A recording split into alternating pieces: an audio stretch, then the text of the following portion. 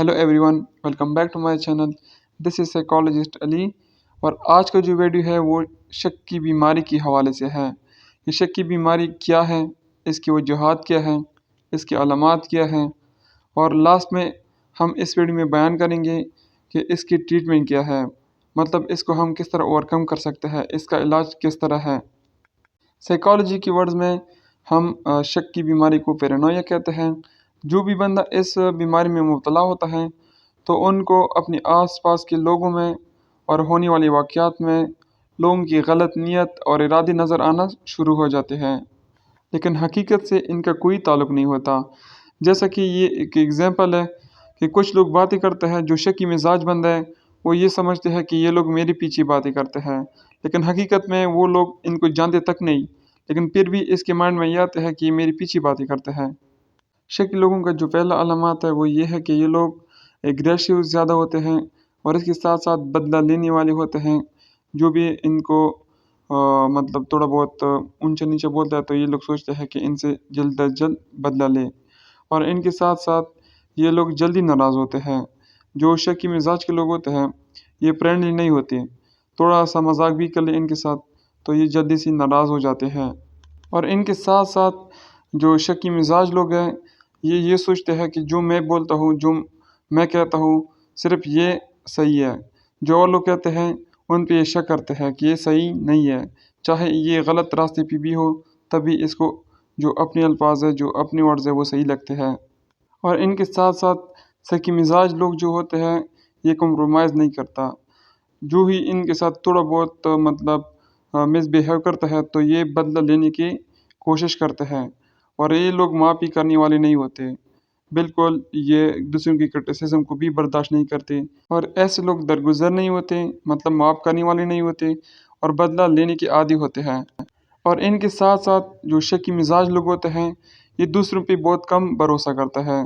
जो भी बात है वो दूसरों के साथ शेयर नहीं करता, क्योंकि ये समझते हैं कि जो दूसरे लोग हैं ये मेरे दुश्मन हैं और ये मेरे पीछे हंसेंगे, तो लोगों के साथ ये अच्छा सा रिलेशन भी नहीं रखता और लोगों पे भरोसा भी कम करता है।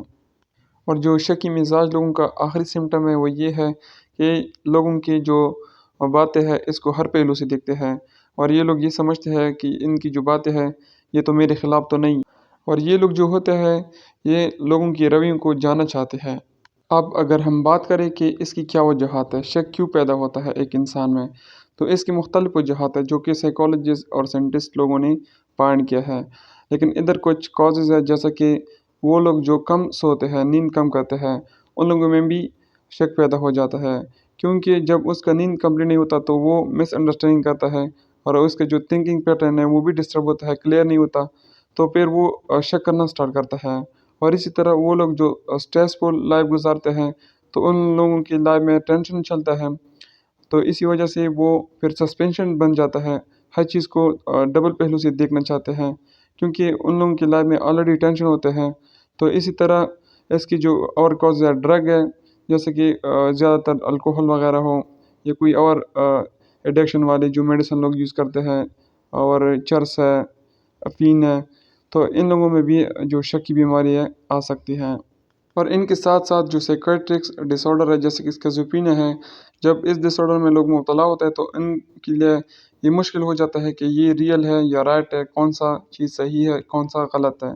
इनके साथ साथ जो पर्सनैलिटी डिसऑर्डर है, paranoid personality, borderline personality disorder और डिप्रेशन जैसे मर्ज़, जो मेंटल प्रॉब्लम है, इनकी वजह से भी लोगों में शक की बीमारी आ सकती है।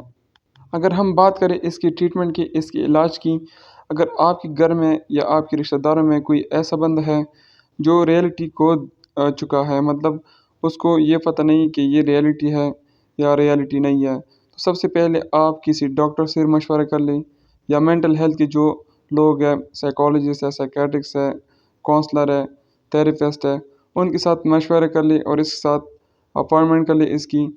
और इसके साथ साथ इसकी जो हेल्थी डाइटिंग है ये भी हेल्पफुल है कि इसकी डाइटिंग का ख्याल रखें और इनका जो स्लीप पैटर्न है वो उसको बेहतर बना दें।